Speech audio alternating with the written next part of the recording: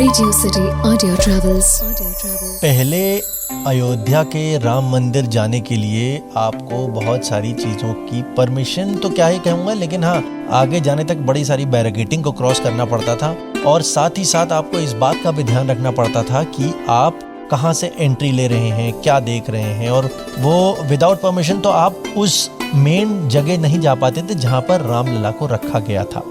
By the way, मेरा नाम प्रतीक है, ऑडियो ट्रैवल सुन रहे हैं आप, और अयोध्या में इस वक्त मैं मौजूद हूँ। साथ ही साथ मैं जा रहा हूँ हज़ारों साल बाद बने एक ऐसे मंदिर में जो इस वक्त पूरी दुनिया का एक केंद्र बिंदु बन गया है, क्योंकि यहाँ मस्जिद थी, उसके बाद उसे तोड़ा गया, जिसे बाबरी मस्जिद डिमोलिशन के नाम से पूरी दुनिया जानती है।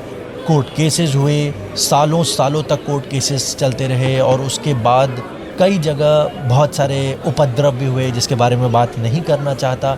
लेकिन फ़िलहाल 5 अगस्त 2020 को इस मंदिर में फाउंडेशन स्टोन डाला गया और आज की तारीख में यहाँ पर एक भव्य मंदिर बन रहा है, जो कि बन ही रहा है और बनता ही जा रहा है, क्योंकि बहुत ही बड़े एरिया में बहुत ही अच्छा और अमेजिंग मंदिर है।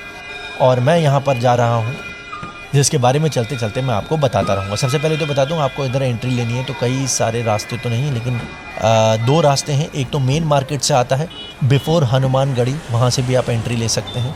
फिर वहाँ पर आपको अपना जो सामान जो है वहीं पर रखना पड़ेगा, और अगर आपके साथ कोई विकलांग है या किसी को व्हील चेयर चाहिए तो उसके लिए पहले से लाइन लगती है। उस लाइन में खड़े होकर आपको सारी चीज़ें लेकर जाना पड़ेगा, और अपना सारा साजो सामान आपको एक लॉकर रूम में रखना पड़ता है। फिर आप धीरे धीरे इस भीड़ भरे लाइन में चलने लग जाते हैं। पानी की व्यवस्था है आसपास। अच्छा हाँ, जाने से पहले आपको चप्पल जूते रखने के लिए भी बहुत सारे काउंटर्स मिलेंगे। इस वक्त मैं वहीं पर जा रहा हूँ, और ये चप्पल में यहाँ पर भीड़ बहुत होती है, ये बात याद रखिएगा। राम मंदिर में 12 मास भीड़ रहेगी, चाहे जितनी धूप हो, चाहे जितनी ठंडक हो। यही राम मंदिर की ख़ास बात है। मैं तब भी आया था, एक बार पहले भी आ चुका हूँ यहाँ पर। मैं अभी जब देख रहा हूँ यहाँ पर बहुत ज़्यादा भीड़ है, और लाइन से बैरिकेडिंग भी है, और पुलिस तो खैर मौजूद है ही। एक नहीं, कई सारे फ्रिस्किंग सेंटर्स हैं या फ्रिस्किंग डोर्स हैं जिस पे आप जा सकते हैं, और उन सबको क्रॉस करके मैं इस वक्त आ चुका हूँ जहाँ पर चप्पल जूते रखते हैं। इनको बांध के ये भैया, हाँ, टोकन लेना पड़ता है, और टोकन लेकर अब आपको आगे बढ़ना है। आगे भी बढ़ते बढ़ते, अच्छा, मोबाइल फ़ोन लेने के लिए अलग जगह है, ओके, मोबाइल फ़ोन देने के लिए अलग जगह है। ये मोबाइल फ़ोन हम यहाँ पर एक और काउंटर है, उसको आप अलग से बैग में और सारा साजो सामान जैसे मैंने बताया था इस यहाँ पर दे सकते हैं। लाइन में लगे हुए, बहुत लंबी लाइन है भाई। यहाँ पर बैग देने के बाद आपको कुछ भी ले जाना अलाउड नहीं रहता है। किसी भी तरीके का प्रसाद आप नहीं देते हैं, क्योंकि प्रसाद आपको वहीं से मिलता है आते वक्त। फ़िलहाल एक और फ्रिस्किंग साइड होगी, और उसके बाद आपको चलना होगा। आराम से चलिए।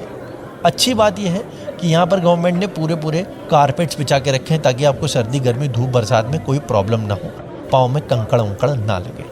और लाइन लगी है, और क्या बात है, राइट साइड में एक और रास्ता है, इस रास्ते से भी आप आ सकते हैं इसका मतलब, लेकिन घूम के आपको उधर ही साइड के फ्रिस्किंग कॉर्नर से आना है। और सामने दिख रहा है, अब मंदिर का मेन एरिया हमें दिख रहा है। मैं आपको बता दूं कि यहाँ आने से पहले हनुमानगढ़ी के दर्शन करने चाहिए थे, इसीलिए पिछले एपिसोड में मैंने आपको हनुमानगढ़ी के दर्शन करवा दी। ये मंदिर 2.77 एकड़ से बना है, जो कि बिल्ट ओवर एरिया है अराउंड 57,400 स्क्वायर फीट। अभी ये बन रहा है, लेकिन फिर भी ये 3 स्टोरी में बनेगा बताया जाता है, और 161 फीट का होगा। ज़्यादा गहराई में नहीं जाऊंगा, बस इतना बता दूं कि 366 यानी 366 इंट्रिकेटली कार्व्ड पिलर्स हैं यहाँ पर, या होंगे, फिलहाल हैं। और लाइन क्रॉस करके मैं धीरे धीरे अब अंदर जा रहा हूँ, और अभी भी बहुत लंबी लाइन है यार। कितना किलोमीटर लगता है? वैसे मैंने सुना है कि अगर आप एक बार ये फ्रिस्किंग कॉर्नर सारा पार कर लें, उसके बाद अनदर 20 to 30 मिनट्स लगता है पूरा आपको वहाँ से आने में, विथ डिसेंट अमाउंट ऑफ भीड़। अगर बड़ी भीड़ होगी तो बात ही अलग है। हाँ, एक बात और कि इस टेम्पल में, इस मंदिर में 5 डिस्टिंक्ट अलग अलग तरीके के मंडपम हैं, मेन मंडप यानी कि सेंट्रल पेविलियन, वहाँ पर श्री राम की मूर्ति है। उसके बाद कीर्तन मंडप है जहाँ पर डिवोशनल सॉन्ग्स होंगे। नृत्य मंडप है जहाँ पे डांस परफॉर्मेंस होगा। रंग मंडप है जहाँ पे डिवोटीज रहेंगे। और गर्भगृह भी है जहाँ रामलला की बचपन की मूर्ति है।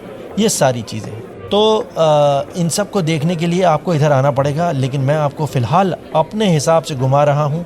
अंदर चलते चलते वाह what beautiful pillars. In pillars में फूल हैं, जानवर हैं, ज्योमेट्रिक पैटर्न्स हैं जो कि आपको एक अलग से विजुअल अपील भी दे रहे हैं। और एक सेकंड, कुछ पिलर्स में तो पूरा मुझे लग रहा है पूरी रामायण ही बनाई गई है। हाँ, ये देखो लॉर्ड राम्स बर्थ पूरा दिखा के रखा है। देन दिस इज वो एग्जाइल वाला time period. Oh, battle of Lanka. Oh okay, बहुत सारी चीज़ें हैं यहाँ पर। और अब सामने मूर्ति जिसको आपने देखा होगा। और मैं इस चीज़ को फिर से बताना चाहूँगा, मैं तब एक बार अयोध्या जब आया था तो उस वक्त वहाँ पर मेरे सामने ये मूर्ति गई थी, तब वो बंद थी। तो I have been the lucky one जिसने उस मूर्ति को जाते हुए देखा। तब इस मूर्ति का अनावरण नहीं हुआ था। और फिर जब प्राण प्रतिष्ठा हुई उसके बाद अगले दिन पूरी दुनिया ने देखा उस मूर्ति को। और फिलहाल इस लाइन पे बढ़ते बढ़ते ऑब्वियसली भीड़ बहुत है। वीआईपी दर्शन का भी एक कॉर्नर है, वहाँ से भी आप आ सकते हैं अगर आप वीआईपी हैं। मैं वीआईपी नहीं हूँ, ना मैं वीआईपी बनना चाहता हूँ। मैं एंजॉय करना चाहता हूँ। और ओह वाह, काले कलर की बहुत बेहतरीन रामलला की मूर्ति मैं इस वक्त देख रहा हूँ सामने। This is mesmerising. इस मूर्ति की ख़ास बात यह है कि इनकी आंखों में एक अजीब सी एक प्रेम पूर्वक मासूमियत है जो नॉर्मली आप बच्चों में तो देख रहे हैं। कहते हैं ना बच्चे भगवान का रूप है, लेकिन ये थोड़ी सी अलौकिक सी लग रही है क्योंकि ये प्रभु श्री राम की है। जय श्री राम। हाँ, दर्शन करने के लिए आपको यहाँ पर ज़रा जल्दी निकलना पड़ेगा क्योंकि भीड़ बहुत होती है